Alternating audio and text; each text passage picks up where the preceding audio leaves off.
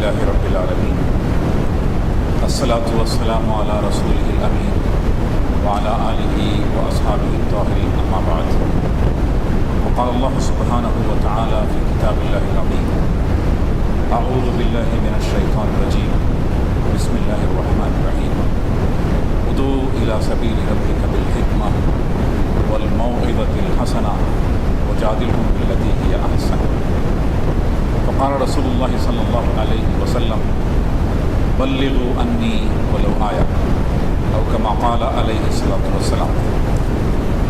محترم صدر ایم جناب اسلم صاحب، قاضی ظفر صاحب، میرے نہایت ہی قابل احترام بزرگوں، نوجوانوں، پیارے بچوں اور معزز خواتین، جیسا کہ جس سے پہلے بھی آپ کے سامنے ذکر کیا گیا ہے، آج کا یہ موضوع دعوت دین کی اہمیت اور اس سے غفلت کے نتائج، اس موضوع کو محمد اقبال ملا صاحب جو کہ ہندوستان سے آنے والے تھے ان کو پیش کرنا تھا، لیکن اتفاق سے وہ نہیں آ سکے، تو مجھے حکم دیا گیا ہے کہ اسی موضوع پر کچھ باتیں آپ کے سامنے رکھوں۔ میں کوشش کروں گا کہ بعض اہم ترین باتیں اسی موضوع پر آپ کے سامنے رکھنے کی کوشش کروں۔ دعوت دین ایک نہایت ہی اہم ترین فریضہ، قرآن مجید میں اس فریضے کو مختلف اصطلاحات کے ذریعے سے ہمارے سامنے رکھ دیا گیا، اور ان اصطلاحات کو ہم دیکھتے ہیں تو ان میں دعوت دین کو کس طرح سے پیش کریں یہ بھی اس کی طرف بھی اشارہ کیا گیا، اسی لیے مختلف اصطلاحوں کے ذریعے سے اسی فریضے کو پیش کیا گیا۔ ان تمام اصطلاحات کا ذکر کرنے کا بھی وقت نہیں ہے، اس لیے میں 4 اصطلاحات کا ذکر کرتا ہوں۔ پہلی اصطلاح ہے دعوت۔ دعوت کے اصطلاح کو استعمال کرتے ہوئے قرآن مجید میں فرمایا گیا ادعو الی سبیل ربک بالحکمہ والموعظۃ الحسنہ وجادلہم باللتی ہی احسن۔ یہاں آپ دیکھیے کہ لفظ دعوت استعمال ہوا، اللہ کے راستے کی طرف دعوت دو، لوگوں کو پکارو۔ کیسے پکارو؟ بالحکمہ، حکمت کے ساتھ پکارو، اور موعظۃ حسنہ، بہترین نصیحت کے ذریعے سے لوگوں کو اللہ کے راستے کی طرف دعوت دو، اور اسی طرح سے لوگوں کے ساتھ بحث و مباحثہ بھی کرو تو نہایت ہی احسن انداز میں کرو۔ تو یہاں اس فریضے کا ذکر اور یاد دہانی ہمیں لفظ دعوت کے ساتھ کرائی گئی ہے، اور کہا گیا کہ دعوت کس طرح سے دیں؟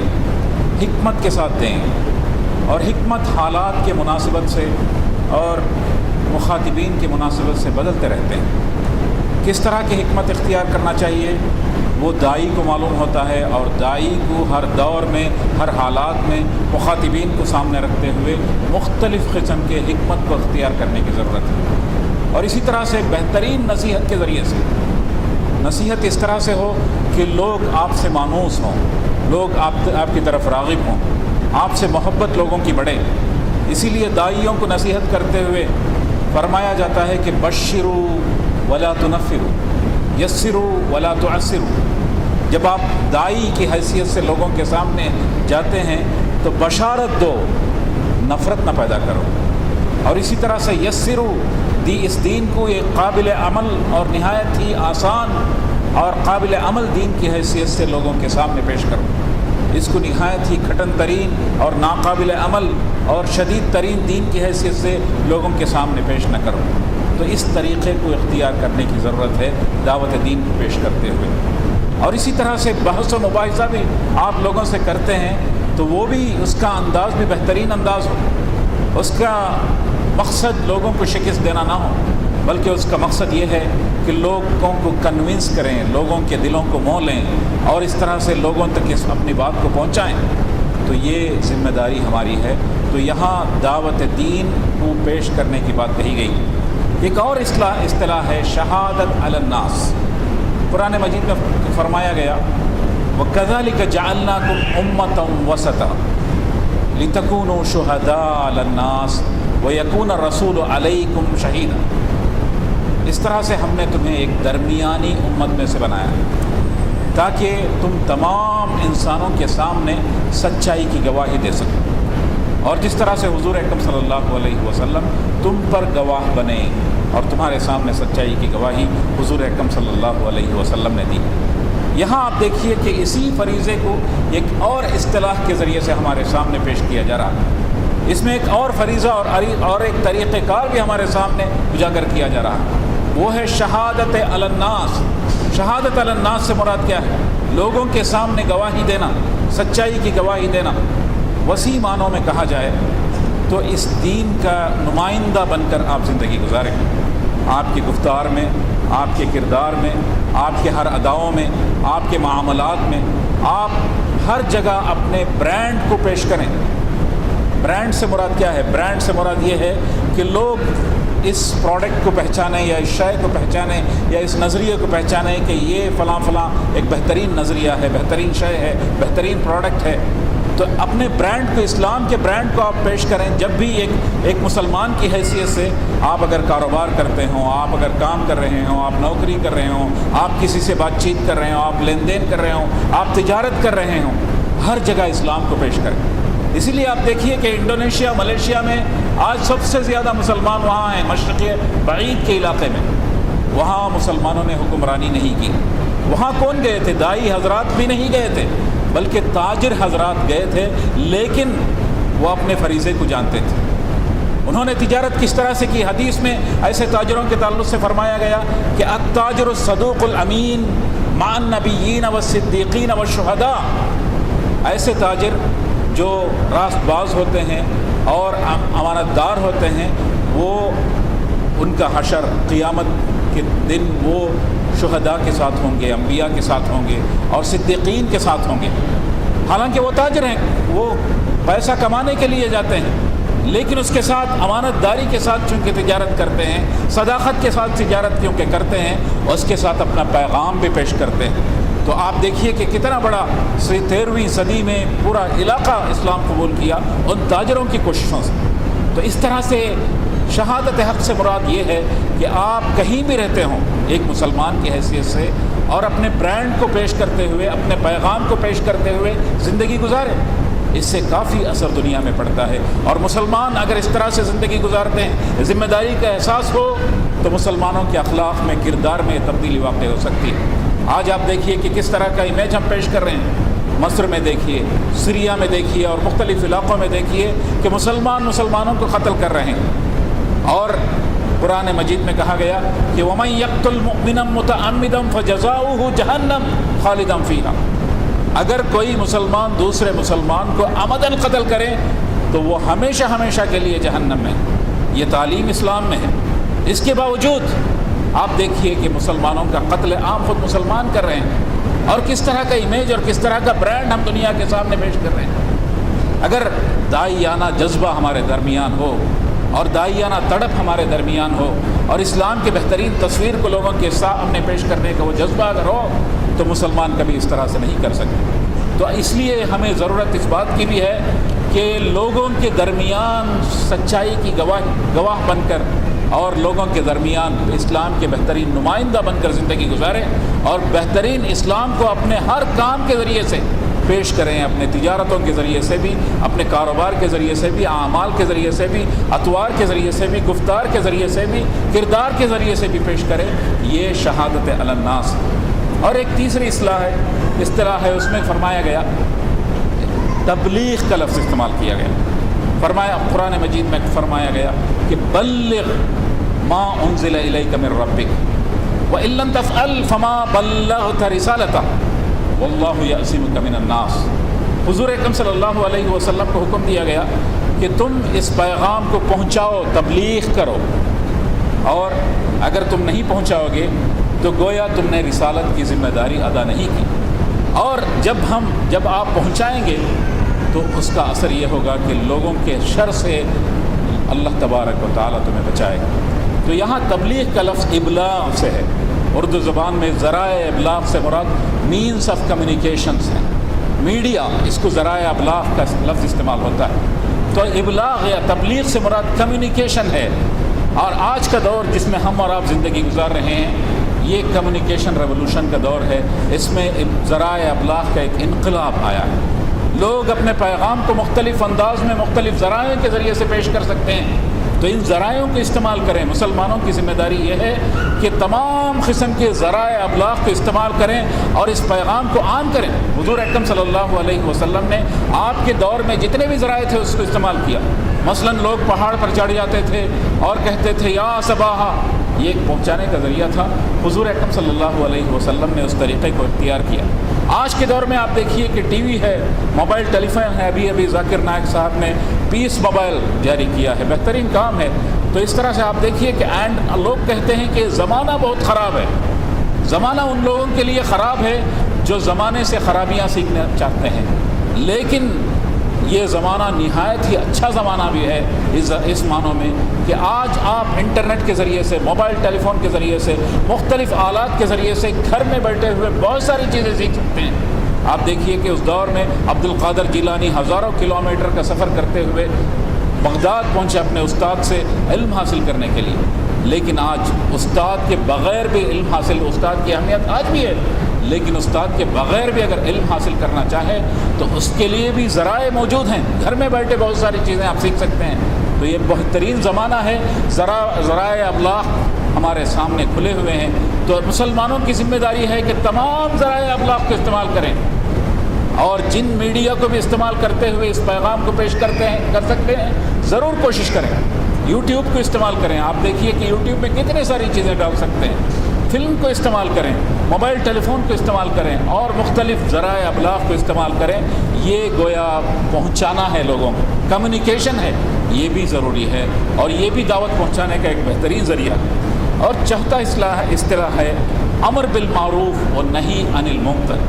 فرمایا گیا کنتم خیر امت اخرجت للناس تأمرون بالمعروف و تنہون عن المنکر۔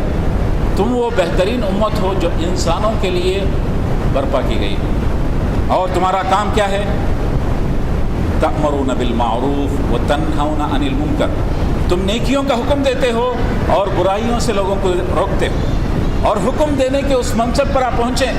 حکم دینے کا کام اسی وقت ہو سکتا ہے جب آپ کے سامنے اقتدار ہو، یا آپ کچھ اختیارات اپنے سامنے رکھتے ہوں اور آپ کے پاس قوت ہو، تو اس وقت کہیں جا کر آپ لوگوں کو نیکیوں کا حکم دے سکتے ہیں اور لوگوں کو برائیوں سے روک سکتے ہیں۔ تو داعی کی ذمہ داری یہ بھی ہے، امت مسلمہ کی ذمہ داری یہ بھی ہے کہ اپنے آپ کو اس منصب پر پہنچائیں جہاں وہ لوگوں کو حکم دے سکتے ہوں۔ اقتدار کے ایوانوں میں بھی لوگ پہنچیں، اور اس طرح سے حکومتوں میں بھی لوگ پہنچیں، اور اس طرح سے اپنے آپ کو جو ہے اس قابل بنائیں کہ لوگ آپ حکم دینے کے قابل ہوں، لوگوں کو نیکیوں کا حکم دے سکتے ہوں آپ، اور لوگوں کو برائیوں سے روک سکتے ہوں، اور ایک ایسا معاشرہ بنا سکیں جس کے ذریعے سے اسلام کی تمام اچھائیاں اس معاشرے میں نظر آئیں اور لوگ اسلام کو دیکھ کر سمجھ سکیں اور اسلام کی طرف مائل ہو سکیں۔ تو یہ بھی دعوت کا ایک فریضہ ہے، یہ بھی دعوت کا ایک طریقہ کار ہے۔ تو دعوت دینے سے مراد صرف لوگوں کو بلانا ہی نہیں ہے، لوگوں کو بلانا بھی ہے، اور اسلام کی بہترین نمائندگی کرنا بھی ہے، ہر کام میں اپنے برانڈ امیج کو پیش کرنا بھی ہے، ذرائع ابلاغ کو استعمال کرنا بھی ہے، اور اسی طرح سے اسلامی معاشرے کا قیام اور اس کے لیے جدوجہد کرنا، یہ تمام دعوت میں شامل ہے، اور ان تمام کاموں کو کرنے کی ضرورت ہے اور اس کی اہمیت ہے۔ اور بھی بہت سارے اصطلاحات ہیں، لیکن میں وقت کی کمی کی بنا پر ان تمام اصطلاحوں کے آپ کے سامنے نہیں پیش کر سکوں گا، لیکن ہمیں کوشش یہ کرنی چاہیے کہ دعوت کی اس اہمیت کو ان اصطلاحات کے ذریعے سے سمجھیں اور اپنے ذمہ داریوں کو پہچان سکیں۔ اور مسلمانوں کو ایک آسانی بھی ہے اس دعوت کو پیش کرنے کے لیے۔ آج آپ دیکھیے کہ بہت سارے مذاہب ہیں جس کو میجر ریلیجنز کہا جاتا ہے، بڑے مذاہب ہیں دنیا میں، لیکن ان تمام بڑے مذاہب میں سے کسی مذہب میں بھی یونیورسلٹی یا آفاقیت اور عالمگیریت کا تصور نہیں ہے۔ کوئی بھی نظریات وہ پیش کرتے ہیں تو اس میں آفاقیت اور عالمگیر تصور ہمارے سامنے نظر نہیں آتا۔ مثلاً آپ خدا کے تصور کو دیکھ لیجئے، عیسائی مذہب میں خدا کا تصور کس طرح سے لوگوں کو پیش کیا جاتا ہے۔ مثلاً جیسس کرائسٹ کا ایک پورٹریٹ بنایا جاتا ہے، ایک تصویر بنائی جاتی ہے، اور وہ تصویر میں جیسس کرائسٹ جس طرح سے نظر آتے ہیں، ان کی آنکھوں کا رنگ جو ہے اور بالوں کا رنگ اور وغیرہ وغیرہ آپ دیکھتے ہیں تو ایسا لگتا ہے کہ کوئی مغرب کے شخص حالانکہ وہ پیدا ہوئے تھے یروشلم میں، جو آج بھی وہاں عربی بولنے والے موجود ہیں اور آج بھی عرب علاقہ ہے۔ لیکن عیسیٰ علیہ السلام کی جو تصویر، عیسیٰ علیہ السلام کی تصویر کی حیثیت سے وہ جو پیش کرتے ہیں، وہ ایک عرب شخص کی طرح نظر نہیں آتا، بلکہ ایک مغرب زدہ شخص کی طرح نظر آتا ہے۔ اور یہ افریقہ کے لوگوں کے لیے قابل قبول نہیں ہے، کیونکہ سفید فام ہے۔ تو اس لیے آپ دیکھیے کہ افریقہ میں جو جیسس کا اس کا پورٹریٹ بنایا جاتا ہے، وہ ایک افریقہ کے شخص کی طرح سے بنایا جاتا ہے۔ تو اس طرح سے آپ دیکھیے کہ ایک عالمگیر تصور کسی بھی نظریات میں موجود نہیں ہے، اس کے باوجود وہ اپنے دعوت کو پیش کرنے کی کوشش کرتے ہیں۔ اس کے برعکس آپ دیکھیے کہ اسلام میں جو تصور ہے ایک عالمگیر تصور ہے۔ قرآن مجید کی پہلی سورت کی پہلی آیت میں کیا فرمایا گیا؟ الحمد للہ رب العالمین، تمام تعریفیں اس خدا کے لیے جو تمام عالم کا رب ہے۔ اور قرآن مجید کے آخری سورت کے پہلی آیتوں میں کیا فرمایا گیا؟ قل اعوذ برب الناس ملک الناس الہ الناس، کہو اے حضور اکرم صلی اللہ علیہ وسلم کہ میں پناہ مانگتا ہوں اس رب سے، برب الناس جو تمام انسانوں کا رب ہے، ملک الناس اور تمام انسانوں کا بادشاہ ہے اور تمام انسانوں کا الہ ہے۔ تو آپ دیکھیے کہ ایک آفاقی تصور ہے، ایک عالمگیر تصور ہے۔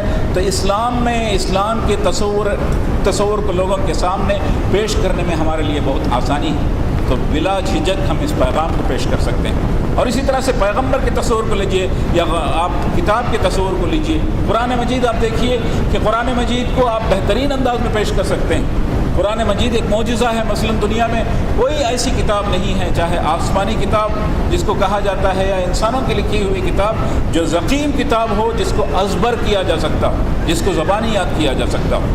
لیکن قرآن اگرچہ کہ ضخیم کتاب ہے، لیکن اس کے باوجود اس کو ازبر یاد کیا جا سکتا ہے، اور یاد کرنے والوں کا سلسلہ، حفاظ کا سلسلہ اس زمانے سے لے کر آج تک چلا آ رہا ہے۔ اور ہر انسانی معاشرے میں آپ کو ہزاروں حفاظ نظر آئیں گے۔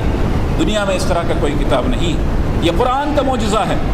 اور قرآن کہتا ہے کہ اگر یہ اللہ کے علاوہ کسی اور کی جانب سے نازل ہوتا تو لوجدوا فیہ اختلافا کثیرا، لو کان من عند غیر اللہ لوجدوا فیہ اختلافا کثیرا، اور یہ اللہ کے علاوہ کسی اور سے نازل ہوتا تو آپ اس میں بہت سارے اختلافات پاتے۔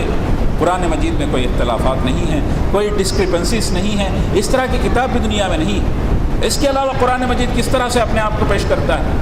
قد جاءتکم موعظۃ من ربکم وشفاء لما فی الصدور، یہ اللہ کی جانب سے ایک نصیحت ہے۔ قد جاءکم موعظۃ من ربکم، تمہارے رب کی جانب سے ایک نصیحت ہے۔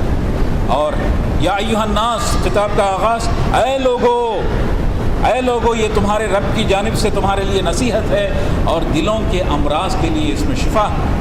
آپ دیکھیے کہ اس طرح سے ایک عالمگیر تصور ہے جس کو ہمارے سامنے پیش کیا گیا۔ پیغمبر کا تصور کیا ہے؟ وما ارسلناک الا کافۃ للناس بشیرا ونذیرا، حضور اکرم صلی اللہ علیہ وسلم کو ہم نے تمام انسانوں کے لیے روانہ فرمایا، بشارت دینے والا اور ڈرانے والا بنا کر۔ عیسیٰ علیہ السلام کا تصور اس طرح سے نہیں۔ بائبل میں فرمایا گیا کہ he has been sent to the lost sheep of Israel, بنی اسرائیل کے لیے روانہ فرمایا گیا تھا حضرت عیسیٰ علیہ السلام کو۔ کچھ پیغمبروں کو کچھ مخصوص قوم کے لیے روانہ فرمایا گیا، کچھ پیغمبروں کو تمام انسانیت کے لیے روانہ فرمایا گیا، جیسے حضور اکرم صلی اللہ علیہ وسلم ہیں، جیسے ابراہیم علیہ السلام ہیں، اور مختلف انبیاء ہیں۔ تو اس طرح سے آپ دیکھیے کہ عالمگیر تصور ہے، تو ہمارے لیے آسانی ہے، بلا جھجک آپ اس پیغام کو پیش کر سکتے ہیں۔ لیکن اس کے لیے جو ضرورت ہے، جس بات کی ضرورت ہے، وہ یہ ہے کہ ہمارے اندر داعیانہ جذبہ ہو۔ حضور اکرم صلی اللہ علیہ وسلم سے محبت کا ہم دعویٰ کرتے ہیں۔ حضور اکرم صلی اللہ علیہ وسلم کی تصویر کو مسخ کرنے کی جب کوششیں کی جاتی ہیں تو ہم جو ہے غصے میں آ جاتے ہیں اور مظاہرے ہوتے ہیں، اور اس طرح سے رد عمل کا اظہار ہوتا ہے دنیا بھر میں۔ لیکن یہ اچھی بات ہے، اچھی علامت ہے، زندہ قوم کی علامت ہے۔ لیکن یہ ری ایکشن ہے، یہ فوری رد عمل ہے۔ اس فوری رد عمل کے بجائے ریسپانس، یعنی سوچے سمجھے رد عمل کی ضرورت ہے۔ ری ایکشن سے زیادہ ریسپانس کی ضرورت ہے، یعنی آپ کا رد عمل اس طرح سے ہو جو مستقل ہو اور سوچا سمجھا رد عمل آپ کا ہو۔ تو وہ رد عمل یہ ہے کہ آپ اس دعوت کو ہر وقت پیش کرنے کی کوشش کریں، حضور اکرم صلی اللہ علیہ وسلم داعیانہ جذبہ ان کے اندر ٹوٹ ٹوٹ کر بھرا ہوا تھا۔ اسی لیے ایک مرتبہ حضور اکرم صلی اللہ علیہ وسلم حضرت عبداللہ بن مسعود رضی اللہ تعالیٰ عنہ سے قرآن مجید سن رہے تھے، اس آیت میں پہنچے جس میں فرمایا گیا فَكَيْفَ إِذَا جِئْنَا مِن كُلِّ أُمَّةٍ بِشَهِيدٍ وَجِئْنَا بِكَ عَلَىٰ هَٰؤُلَاءِ شَهِيدًا۔ ذرا اس وقت کا حال یاد کرو جب ہر اقوام میں سے یہ گواہ بلائے جائیں گے اور تمہیں اے حضور اکرم صلی اللہ علیہ وسلم گواہ کی حیثیت سے پیش کیا جائے گا، اس قیامت کا وہ منظر پیش کیا جا رہا ہے۔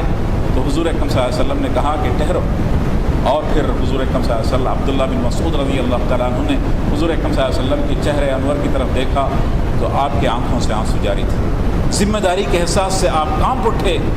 اسی لیے آپ دیکھیے کہ اپنے آخری خطاب میں جس وقت آپ نے فرمایا تھا کہ اسمعوا قولی، اور سے سنو، شاید میں اس کے بعد اتنے بڑے مجموعے سے خطاب نہیں کر سکوں گا، ایسے مجموعے کے اختتام میں آپ نے فرمایا الا هل بلغ، کیا میں نے لوگوں کو تمام لوگوں تک پیغام پہنچایا؟ عام طور پر لوگوں کا جواب کیا ہوتا تھا؟ اللہ و رسولہ عالم، اللہ تبارک و تعالیٰ ان کے رسول جانتے ہیں، یہ جواب ہوتا تھا۔ لیکن صحابہ اکرام رضوان اللہ تعالیٰ علیہم اجمعین جانتے تھے اچھی طرح سے اس فریضے کو۔ اسی لیے آپ دیکھیے کہ ایک صحابی نے نہیں بلکہ صحابیوں کی بڑی تعداد نے ایک آواز ہو کر کہا کہ نشہد انک قد بلغت وادیت ونصحت، ہم یہ گواہی دیتے ہیں کہ آپ نے اس پیغام کو پہنچایا، اپنی ذمہ داری ادا کی اور ہم تک اس پیغام کو پہنچایا۔ تو حضور اکرم صلی اللہ علیہ وسلم نے اس وقت کہا فَلْيُبَلِّغِ الشَّاهِدِ الْغَائِبِ، تو یہاں جو لوگ موجود ہیں ان کی ذمہ داری یہ ہے کہ یہاں جو لوگ موجود نہیں ہیں، اس دنیا کے دوسرے خطے میں رہتے ہیں اور آئندہ آنے والی نسل ہے، ان تک اس پیغام کو پہنچائیں۔ آپ دیکھیے کہ اس کے بعد کتنے صحابہ اکرام رضوان اللہ تعالیٰ علیہ مجمعین تھے جو وہاں کے سرزمین سے، عرب کے پاک سرزمین سے، مکہ و مدینہ کے پاک سرزمین سے نکلے اور دنیا بھر میں چلے گئے۔ انڈیا میں آپ دیکھیے کہ صحابہ اکرام کی قبریں یعنی حضور اکرم صلی اللہ علیہ وسلم کے ساتھ جو لوگ جیتے تھے ان کی قبریں، بہت ساری قبریں آپ انڈیا میں دیکھ سکتے ہیں، اور اسی طرح سے افریقہ میں دیکھ سکتے ہیں۔ افریقہ جانا اس زمانے میں آسان نہیں تھا، اس زمانے میں ہوائی جہاز نہیں تھا، اس لیے کہ عرب اور افریقہ کے درمیان دنیا کا سب سے بڑا ریگستان ہے۔ اس ریگستان کو پار کر کے مسلمان سب سے پہلے پہنچے، صرف تجارت کرنے کے لیے نہیں بلکہ اس پیغام کو لے کر پہنچے۔ تو یہ داعیانہ جذبہ ہمارے اندر بیدار ہونے کی ضرورت ہے، تب کہیں جا کر دنیا میں کوئی فرق واقع ہو سکتا ہے۔ لیکن ہمارے اندر جو ہے وہ داعیانہ جذبہ نہیں بلکہ قرآن مجید کو چھپانے اور اس پیغام کو چھپانے کا جذبہ ہے۔ اس کے تعلق سے قرآن مجید میں فرمایا گیا وَمَنْ أَظْلَمُ مِمَّنْ كَتَمَ شَهَادَةً عِنْدَهُ مِنَ اللَّهِ، اس سے بڑھ کر ظالم اور کون ہو سکتا ہے جو شہادت کو چھپائے جو تمہیں عطا فرما دیا گیا ہے اللہ کی جانب سے۔ آج دیکھیے کہ قرآن مجید کے تعلق سے ہم کہتے ہیں کہ کافروں کو کیوں دینا ہے، اور اسلام کے پیغام اگر ہم پہنچانے کی کوشش کرتے ہیں تو کہتے ہیں کہ پہلے مسلمانوں کی اصلاح کرو، بعد میں ان کافروں کو پیغام پہنچاؤ۔ مسلمانوں کی اصلاح کب تک کرتے رہیں گے؟ 10 سال، 50 سال، 100 سال، 300 سال؟ یہ سلسلہ کبھی ختم نہیں ہوگا، یہ سلسلہ ہمیشہ چلتا ہی رہے گا۔ اس کو یقیناً کرتے رہیں، اور اپنی اصلاح کرنے کا ایک بہترین طریقہ یہ ہے کہ اپنی ذمہ داری کو پہچانیں، تو اچھے مسلمان کی حیثیت سے آپ زندگی گزار سکیں گے، اور جب اچھے مسلمان کی حیثیت سے زندگی گزار سکیں گے تو اس وقت آپ شہادت علی الناس کا فریضہ انجام دیں گے، اپنے کردار کے ذریعے سے اسلام کے پیغام کو لوگوں تک پہنچائیں گے۔ وہ جذبہ آپ کے اندر ہو، اور یہ داعیانہ جذبہ ہمارے اندر ہونے کی ضرورت ہے۔ اور آپ دیکھیے کہ داعی کا کام یہ ہے کہ ہر وقت ہر شخص ہر وقت اسلام کے پیغام کو پہنچا سکتا ہے۔ قرآن مجید میں ہمیں بہت سارے مناظر نظر آتے ہیں، کبھی بیٹا باپ کو پیغام پہنچا رہا ہے، کبھی باپ بیٹے کو پیغام پہنچا رہا ہے۔ جیسے آپ دیکھیے نوح علیہ السلام کہتے ہیں کہ ارکم معنا ولا تکن من الکافرین، آ جاؤ کشتی میں اور کافروں میں نہ بن جاؤ۔ ابراہیم علیہ السلام باپ سے خطاب کرتے ہیں، نوح علیہ السلام بیٹے سے خطاب کرتے ہیں۔ ابراہیم علیہ السلام کہتے ہیں کہ یا ابت لم تعبد ما لا يسمع ولا يبصر ولا يغني عنك شيئا، اے اللہ، اے میرے ابو جان، کیوں عبادت کرتے ہو ان بتوں کی جو نہ دیکھتے ہیں، نہ سنتے ہیں، اور نہ کوئی فائدہ پہنچا سکتے ہیں۔ اور لوگ کہتے ہیں کہ ہمارے پاس بہت ساری پریشانیاں ہیں، ہم بیمار ہیں، ہم عمر رسیدہ ہیں، ہمارے جاب کی اتنی مصروفیت ہے کہ وقت نہیں ملتا، خاندان کے مسائل ہیں۔ یہ سب لوگوں کے سامنے بہت سارے بہانے ہیں، لوگ سب سے زیادہ پریشان کہاں ہوتے ہیں؟ جب قید خانے میں بھیج دیا جاتا ہے تو نہ آرام، نہ صحیح وقت میں کھانا، نہ آپ کا خاندان، نہ پرسان حال کوئی نہیں ہوتا۔ یوسف علیہ السلام کو بھیج دیا گیا قید خانے میں۔ قید خانے میں جب جا رہے تھے تب بھی وہ دائی کا کام انجام دیا۔ کیوں بھیج دیا گیا انہیں قید خانے میں؟ ان کو عزیز کی بیوی نے کہا کہ برائی کے لیے آ جاؤ میرے قریب، تو انہوں نے کہا کہ نہیں آؤں گا۔ تو بیوی نے کہا کہ میں تمہیں قید خانے میں بھیج دوں گی، تو اس وقت انہوں نے دعوت دی۔ آپ دیکھیے کہ انہوں نے کہا السجن احب الی مما یدعوننی الیہ، میرے لیے قید خانہ بہتر ہے اس گناہ سے جس کی طرف تمہیں مجھے پکار رہی۔ آپ ذرا دیکھیے کہ ہر وقت دائی ہر وقت اپنی دعوت کو پیش کرتا ہے۔ اور جب قید خانے میں گئے تو انہوں نے کہا یا صاحبی السجن، صاحبی لوگوں کو دیکھیے کہ آپ اے زندان کے میرے ساتھی ہو، قید خانے کے میرے ساتھی ہو۔ قید خانے میں کون ہیں؟ کوئی غنڈے ہیں، قاتل ہیں، وغیرہ وغیرہ ہیں۔ شرافت سے جو گئے ہوئے تھے یوسف علیہ السلام، لیکن انہوں نے نہیں کہا کہ اے غنڈو، اے قاتلو، بلکہ انہوں نے کیا کہا؟ صاحبی السجن، اے میرے دوستو، اس سجن میں رہنے والے، مائی ڈیئر انمیٹس، اس قید خانے کے رہنے والے میرے دوستو، ارباب متفرقون خیر ام اللہ الواحد القہار، بہت سارے خدا جو متفرق ہیں وہ بہتر ہیں کہ یہ خدا جو زبردست بھی اور یکا اور تنہا ہے وہ بہتر ہے۔ آپ دیکھیے کہ قید خانے میں بھی وہ دعوت دیتے رہے، یعنی ہر جگہ آپ کو۔ اور اسی طرح سے اربن ایلیٹ ہمیشہ دوسروں پر اثر انداز ہوتے ہیں۔ شہر میں رہنے والے ایلیٹ لوگ، پڑھے لکھے لوگ دوسروں پر اثر انداز ہوتے ہیں، لیکن دائی کے لیے یہ ضروری نہیں ہے، کیونکہ وَجَاءَ مِنْ أَقْصَى الْمَدِينَةِ رَجُلٌ يَسْعَىٰ قَالَ يَا قَوْمِ اتَّبَعُوا الْمُرْسَلِينَ، قریے میں رہنے والا ایک شخص دوڑتے ہوئے آیا شہر کی طرف اور کہا کہ اے لوگوں، انبیاء کو پہنچائیں۔ تو یہ بہت بڑا فریضہ ہے جس کو انجام دینے کی ہمیں ضرورت ہے، کیونکہ وقت ختم ہو رہا ہے۔ تو میں ایک آخری بات بھی آپ کے سامنے رکھنے کی کوشش کروں گا، اس سے غفلت کے نتائج کیا ہو سکتے ہیں۔ مجھے ایک واقعہ یاد آتا ہے کہ کنڑ زبان میں جب قرآن مجید کا ترجمہ ہوا تھا، ترجمہ قرآن مولانا مودودی کا جو ترجمہ ہے، اس کے مختصر حواشی کا ترجمہ اتفاق سے کرنے کا شرف مجھے بھی ملا تھا۔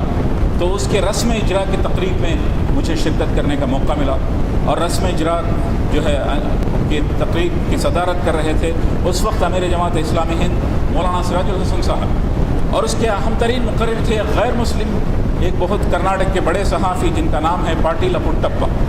انہوں نے کہا اس رسم اجرا میں قرآن مجید کے اس کتاب کا اجرا کرتے ہوئے کنڑی زبان میں انہوں نے کہا کہ مجھے آج بہت ہی دو باتیں آپ کے سامنے کہنا ہے۔ ایک بات یہ ہے کہ بڑی خوش قسمتی کی بات یہ ہے کہ آج کنڑ زبان میں قرآن مجید کا ترجمہ آ رہا ہے اور کنڑ ادب اس سے مالا مال ہوا ہے، بڑی خوش قسمتی کی بات ہے۔ اور ایک بڑی بدنصیبی کی بات بھی میں آپ کے سامنے کہنا چاہ رہا ہوں، وہ یہ ہے کہ مسلمان تو 1000 سال پہلے آئے تھے کرناٹک میں، صوبے کرناٹک، لیکن قرآن مجید کا ترجمہ آج آیا ہے۔ اس لیے میں کہوں گا کہ اسلام آ جائے۔ اگر مسلمانوں کے ساتھ اسلام بھی 1000 سال پہلے یہاں پر آتا تو آج یہاں پر مختلف حالات آپ دیکھیے کہ ہندوستان میں ہم نے 800 سال حکومت کی ہے، لیکن آج بھی ہم اقلیت میں ہیں اور ہمارے حقوق کے لیے دشت پشگول لے کر لوگوں کے سامنے جا رہے ہیں کہ ہمارے حقوق تو مسلمان حقوق مانگنے والے نہیں بلکہ انسانوں کے مسائل کے تعلق سے فکر کرنے والے ہیں۔ آپ دیکھیے کہ انبیاء میں سے ہر انبیاء نے وقت کے مسائل پر حل کیا۔ لوط علیہ السلام میں معاشرتی مسئلہ تھا لواطت، اس مسئلے کو حل کیا، اور اسی طرح سے شعیب علیہ السلام کے زمانے میں ناپ تول کا مسئلہ تھا، اس کو حل کیا، اور اسی طرح ہر ایک پیغمبر حضور اکرم صلی اللہ علیہ وسلم کے زمانے میں یتیموں اور خواتین کا استحصال کیا جاتا تھا، اس کو حل کیا گیا، اور بچوں کو زندہ دفنایا جاتا تھا، اس کو حل کیا گیا۔ اللہ تبارک و تعالیٰ بھی آیت نازل کرتا ہے اور کہتا ہے کہ وَإِذَا الْمَوْءُودَةُ سُئِلَتْ بِأَيِّ ذَنبٍ قُتِلَتْ، ہر اس بچے سے پوچھا جاتا ہے کہ کس گناہ کے پاداش میں تمہیں زندہ دفنایا گیا۔ یعنی معاشرے کے مسائل کو ایڈریس کرتے تھے، معاشرے سے مسائل کو حل کرتے تھے۔ آج ہم دشت کشکول لے کر حقوق مانگ رہے ہیں 800 سال حکومت کرنے کے باوجود، یہ اس لیے کہ یہ ہمارے غفلت کا نتیجہ ہے کہ ہم نے داعیانہ فریضہ انجام نہیں دیا۔ یہ ایک اہم ترین فریضہ ہے، اس کو ہمیں انجام دینے کی ضرورت ہے۔ اسی لیے حضور اکرم صلی اللہ علیہ وسلم نے اس حدیث میں فرمایا بلغوا انی ولو آیہ، اگر تم یہ ایک آیت بھی جانتے ہو تو میری طرف سے لوگوں کو پہنچا دو۔ تو یہ پہنچانے کا جذبہ لے کر لوگ اٹھیں گے تو یقیناً بہت بڑی تبدیلی واقع ہوگی. اور مینجمنٹ میں کہتے ہیں کہ آپ جو بھی آبجیکٹیوز مقصد سامنے رکھیں تو اس میں اسمارٹ آبجیکٹیوز ہوں. اسمارٹ سے مراد ہے SMART، specific, measurable, achievable, realistic, time bound. تو اس طرح سے ایک مقصد رکھیں کہ اس میں آپ ناپ سکیں، اس میں ایک وقت کا متعین ہو اور وہ آپ قابل حصول اور قابل عمل ہو. اس طرح کے مقصد کو سامنے رکھیں. آپ اس طرح کے مقصد کو سامنے رکھیں تو آپ دیکھیے کہ دنیا میں آج ہر 4 شخص میں سے ایک مسلمان یا 5 شخص میں سے ایک مسلمان، باقی 4 غیر مسلم ہیں. تو اس لیے اگر آپ ناپنا چاہیں تو ہر مسلمان کی ذمہ داری ہے کہ باقی 4 تک اسلام کے پیغام کو پہنچائیں.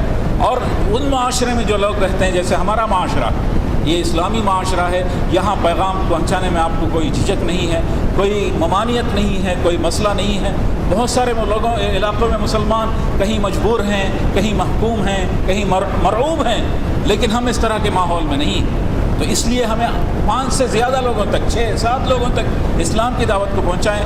گویا ہر مسلمان کے اندر احساس ہو تو دنیا کے تمام لوگوں تک اسلام پہنچ جائے. تو آج لوگ ایک احساس لے کر اٹھیں کہ کم از کم ہم میں سے ہر شخص 6 لوگوں تک نتیجہ خیز انداز میں اسلام کی دعوت کو پہنچاؤں. یہ جذبہ لے کر آپ اٹھیں گے تو یقیناً بہت کچھ کام ہو سکے گا. اللہ تبارک و تعالیٰ سے دعا ہے کہ کہی ہوئی باتوں کو عمل کرنے کی توفیق مجھے بھی اور ہم تمام کو عطا فرمائیں. وآخر دعوانا الحمدللہ کو پہنچائیں. تو یہ بہت بڑا فریضہ ہے جس کو انجام دینے کی ہمیں ضرورت ہے. کیونکہ وقت ختم ہو رہا ہے تو میں ایک آخری بات بھی آپ کے سامنے رکھنے کی کوشش کروں گا. اس سے غفلت کے نتائج کیا ہو سکتے ہیں. مجھے ایک واقعہ یاد آتا ہے کہ کنڑ زبان میں جب قرآن مجید کا ترجمہ ہوا تھا، ترجمہ قرآن مولانا مودودی کا جو ترجمہ ہے، اس کے مختصر حواشی کا ترجمہ اتفاق سے کرنے کا شرف مجھے بھی ملا تھا. تو اس کے رسم اجرا کی تقریب میں مجھے شرکت کرنے کا موقع ملا. اور رسم اجرا جو ہے کہ تقریب کی صدارت کر رہے تھے اس وقت امیر جماعت اسلامی ہند مولانا سراج الحسن صاحب، اور اس کے اہم ترین مقرر تھے غیر مسلم ایک بہت کرناٹک کے بڑے صحافی جن کا نام ہے پاٹیل پٹپا. انہوں نے کہا اس رسم اجرا میں قرآن مجید کے اس کتاب کا اجرا کرتے ہوئے کنڑی زبان میں انہوں نے کہا کہ مجھے آج بہت ہی 2 باتیں آپ کے سامنے کہنا ہے. ایک بات یہ ہے کہ بڑی خوش قسمتی کی بات یہ ہے کہ آج کنڑ زبان میں قرآن مجید کا ترجمہ آ رہا ہے اور کنڑ ادب اس سے مالا مال ہوا ہے. بڑی خوش قسمتی کی بات ہے. اور ایک بڑی بدنصیبی کی بات بھی میں آپ کے سامنے کہنا چاہ رہا ہوں. وہ یہ ہے کہ مسلمان تو 1000 سال پہلے آئے تھے کرناٹک میں، صوبے کرناٹک میں، لیکن قرآن مجید کا ترجمہ آج آیا ہے. اس لیے میں کہوں گا کہ اسلام آ جائے. اگر مسلمانوں کے ساتھ اسلام بھی 1000 سال پہلے یہاں پر آتا تو آج یہاں پر مختلف حالات آپ دیکھتے. آپ دیکھیے کہ ہندوستان میں ہم نے 800 سال حکومت کی ہے، لیکن آج بھی ہم اقلیت میں ہیں اور ہمارے حقوق کے لیے دشت پشکول لے کر لوگوں کے سامنے جا رہے ہیں کہ ہمارے حقوق تو مسلمان حقوق مانگنے والے نہیں بلکہ انسانوں کے مسائل کے تعلق سے فکر کرنے والے ہیں. آپ دیکھیے کہ انبیاء میں سے ہر انبیاء نے وقت کے مسائل پر حل کیا. لوط علیہ السلام میں معاشرتی مسئلہ تھا لواطت، اس مسئلے کو حل کیا. اور اسی طرح سے شعیب علیہ السلام کے زمانے میں ناپ تول کا مسئلہ تھا، اس کو حل کیا. اور اسی طرح ہر ایک پیغمبر حضور اکرم صلی اللہ علیہ وسلم کے زمانے میں یتیموں اور خواتین کا استحصال کیا جاتا تھا، اس کو حل کیا گیا. اور بچوں کو زندہ دفنایا جاتا تھا، اس کو حل کیا گیا. اللہ تبارک و تعالیٰ بھی آیت نازل کرتا ہے اور کہتا ہے کہ وَإِذَا الْمَوْءُودَةُ سُئِلَتْ بِأَيِّ ذَنبٍ قُتِلَتْ. ہر اس بچے سے پوچھا جاتا ہے کہ کس گناہ کے پاداش میں تمہیں زندہ دفنایا گیا. یعنی معاشرے کے مسائل کو ایڈریس کرتے تھے، معاشرے سے مسائل کو حل کرتے تھے. آج ہم دشت کشکول لے کر حقوق مانگ رہے ہیں 800 سال حکومت کرنے کے باوجود. یہ اس لیے کہ یہ ہمارے غفلت کا نتیجہ ہے کہ ہم نے داعیانہ فریضہ انجام نہیں دیا. یہ ایک اہم ترین فریضہ ہے، اس کو ہمیں انجام دینے کی ضرورت ہے. اسی لیے حضور اکرم صلی اللہ علیہ وسلم نے اس حدیث میں فرمایا بلغوا انی ولو آیا. اگر تم یہ ایک آیت بھی جانتے ہو تو میری طرف سے لوگوں کو پہنچا دو. تو یہ پہنچانے کا جذبہ لے کر لوگ اٹھیں گے تو یقیناً بہت بڑی تبدیلی واقع ہوگی. اور مینجمنٹ میں کہتے ہیں کہ آپ جو بھی آبجیکٹیوز مقصد سامنے رکھیں تو اس میں اسمارٹ آبجیکٹیوز ہوں. اسمارٹ سے مراد ہے SMART، specific, measurable, achievable, realistic, time bound. تو اس طرح سے ایک مقصد رکھیں کہ اس میں آپ ناپ سکیں، اس میں ایک وقت کا متعین ہو اور وہ آپ قابل حصول اور قابل عمل ہو، اس طرح کے مقصد کو سامنے رکھیں۔ آپ اس طرح کے مقصد کو سامنے رکھیں تو آپ دیکھیے کہ دنیا میں آج ہر 4 شخص میں سے ایک مسلمان یا 5 شخص میں سے ایک مسلمان، باقی 4 غیر مسلم ہیں۔ تو اس لیے اگر آپ ناپنا چاہیں تو ہر مسلمان کی ذمہ داری ہے کہ باقی 4 تک اسلام کو پیغام کو پہنچائیں، اور ان معاشرے میں جو لوگ رہتے ہیں، جیسے ہمارا معاشرہ، یہ اسلامی معاشرہ ہے، یہاں پیغام پہنچانے میں آپ کو کوئی جھجک نہیں ہے، کوئی ممانعت نہیں ہے، کوئی مسئلہ نہیں ہے۔ بہت سارے لوگوں علاقوں میں مسلمان کہیں مجبور ہیں، کہیں محکوم ہیں، کہیں مرعوب ہیں، لیکن ہم اس طرح کے ماحول میں نہیں۔ تو اس لیے ہمیں 5 سے زیادہ لوگوں تک، 6-7 لوگوں تک اسلام کی دعوت کو پہنچائیں، گویا ہر مسلمان کے اندر احساس ہو تو دنیا کے تمام لوگوں تک اسلام پہنچ جائے۔ تو آج لوگ ایک احساس لے کر اٹھیں کہ کم از کم ہم میں سے ہر شخص 6 لوگوں تک نتیجہ خیز انداز میں اسلام کی دعوت کو پہنچاؤں۔ یہ جذبہ لے کر آپ اٹھیں گے تو یقیناً بہت کچھ کام ہو سکے گا۔ اللہ تبارک و تعالیٰ سے دعا ہے کہ کہی ہوئی باتوں کو عمل کرنے کی توفیق مجھے بھی اور ہم تمام کو بھی عطا فرمائیں۔ وآخر دعوانا الحمدللہ۔